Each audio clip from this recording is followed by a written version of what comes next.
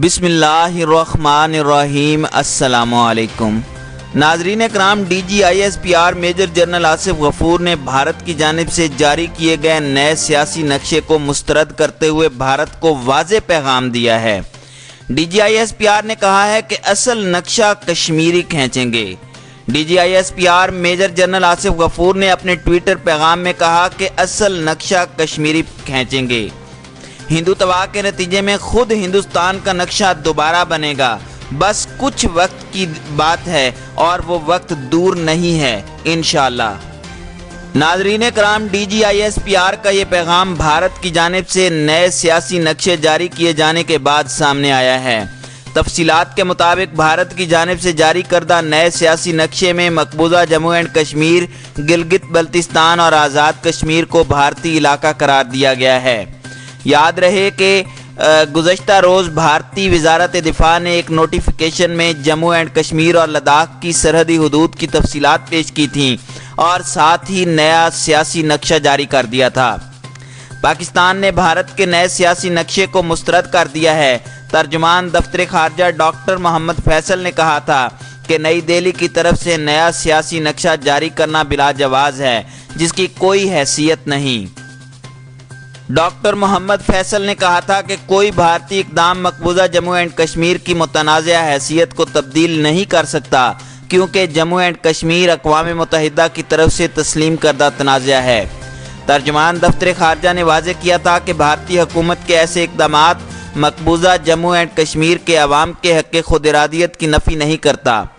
انہوں نے کہا کہ پاکستان جموں اینڈ کشمیر کے عوام کی قانونی اور اقوام متحدہ کی سلامتی کونسل کی قراردادوں کے مطابق حق خود ارادیت کے حصول کی جدوجہد کی مکمل حمایت کرتا رہے گا۔ ناظرین کرام، اب D G I S P R major general Asif Ghafoor نے بھی بھارت کی جانب سے جاری کیے گئے نئے سیاسی نقشے کو مسترد کر دیا ہے۔ D G I S P R major general Asif Ghafoor کا مزید کہنا تھا کہ باخبر پاکستانیوں، عقل مند بھارتی اور غیر ملکیوں کے باعث انڈیا کی افواہ ساز فیکٹریاں بند ہو گئی ہیں۔ میجر جنرل آصف غفور نے اپنے ایک ٹویٹ میں سوال اٹھایا کہ انڈیا کی افواہ ساز فیکٹریاں کیوں بند ہیں؟ کیا وہ باخبر پاکستانیوں، عقل مند بھارتیوں اور غیر ملکیوں کی جانب سے دیے جانے والے جواب کے باعث ملنے والی ناکامی کی وجہ سے مایوس ہو چکے ہیں؟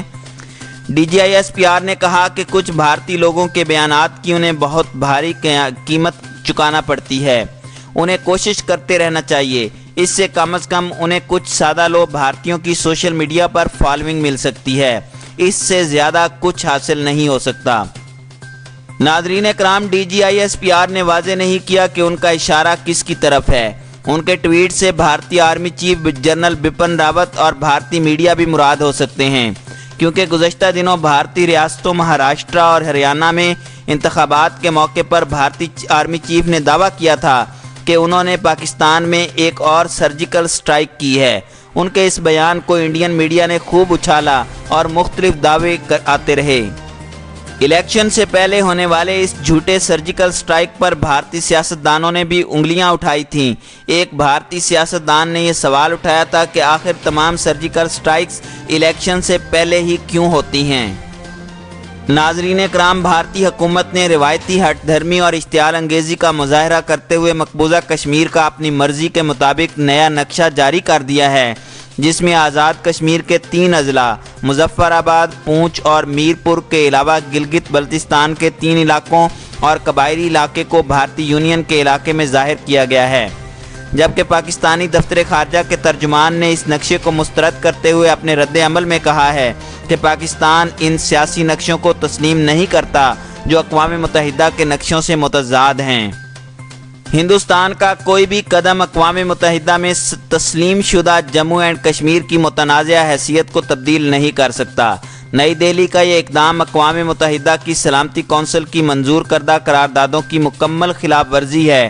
حکومت ہند مقبوضہ کشمیر کے عوام کے حق خود ارادیت کو غصب نہیں کر سکتی۔ پاکستان مقبوضہ جموں اینڈ کشمیر کے عوام کی جائز جدوجہد کی حمایت کرتا رہے گا۔ ناظرین کرام، امسال اگست کے آغاز میں ایسی خبریں منظر عام پر آئیں کہ بھارت نے مقبوضہ کشمیر کو 3 حصوں میں تقسیم کرنے کا منصوبہ بنایا ہے۔ بھارتی قانونی ماہرین نے دعویٰ کیا کہ بھارت کے آئین میں ایسی شقیں موجود ہیں جس کے تحت پاکستانی سرحد کے ساتھ واقع کسی بھی سرحد کی سرحدیں تبدیل کی جا سکتی ہیں، جبکہ پاکستانی قانونی ماہرین نے اس دعوے کو مسترد کرتے ہوئے واضح کیا کہ ایسا کوئی بھی اقدام بین الاقوامی قانون اور یہاں تک کہ بھارتی آئین کی بھی کھلم کھلا خلاف ورزی ہے۔ ناظرین کرام، بھارت کی جانب سے جاری کردہ رپورٹس کے مطابق مقبوضہ کشمیر کو تقسیم کرنے اور نئی سرحدیں بنانے میں سب سے بڑی رکاوٹ بھارتی آئین کا آرٹیکل 370 ہے۔ آرٹیکل 35A کے برعکس آرٹیکل 370 آئین کا باضابطہ حصہ ہے اور ریاست کو خود مختارانہ حیثیت دیتا ہے، جبکہ آرٹیکل 35A آئین میں صدارتی حکم نامے کے ذریعے شامل کیا گیا تھا، جو ریاستی اسمبلی کو ریاست کے مستقل رہائشیوں کا تعین کرنے کی اجازت دیتا ہے اور انہیں خصوصی حقوق اور مراعات دیتا ہے۔ ابھی یہ خبریں موضوع بحث تھیں کہ 5 اگست کو بھارتی حکومت نے مقبوضہ کشمیر کی نیم خود مختاری اور خصوصی حیثیت سے متعلق آرٹیکل 370 اور 35A ختم کرتے ہوئے ریاست کو 2 حصوں میں تقسیم کرنے کا اعلان کر دیا، جس میں کہا گیا کہ مقبوضہ کشمیر اب ریاست نہیں وفاقی علاقہ کہلائے گا، جس کی قانون ساز اسمبلی ہوگی۔ بھارتی حکومت نے مقبوضہ کشمیر کو 2 حصوں میں تقسیم کرتے ہوئے وادی جموں کشمیر کو لداخ سے الگ کرنے کا فیصلہ کیا۔ لداخ کو وفاق کے زیر انتظام علاقہ بنا دیا گیا، جس کی قانون ساز اسمبلی نہیں ہوگی۔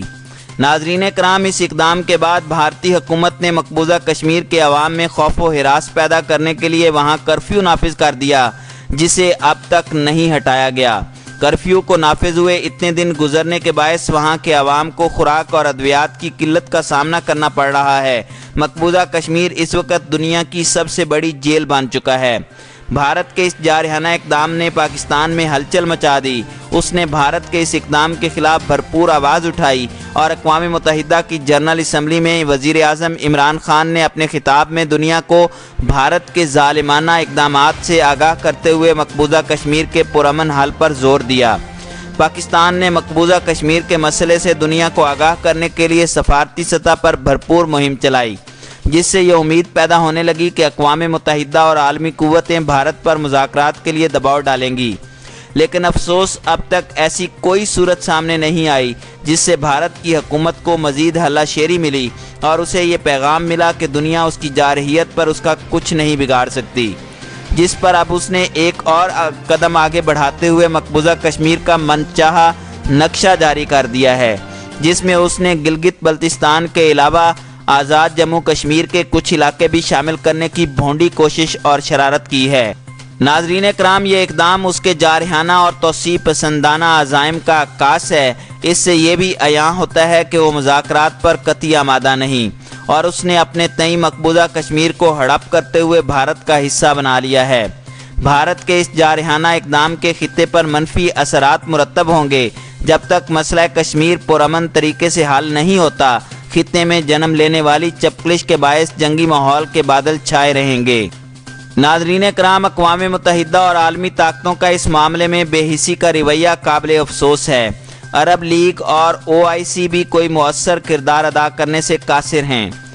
اس خطے کو کسی ممکنہ جنگ سے بچانے کے لیے اقوام متحدہ اور عالمی طاقتوں کو سستی کا رویہ ترک کر کے مؤثر کردار ادا کرنا ہوگا۔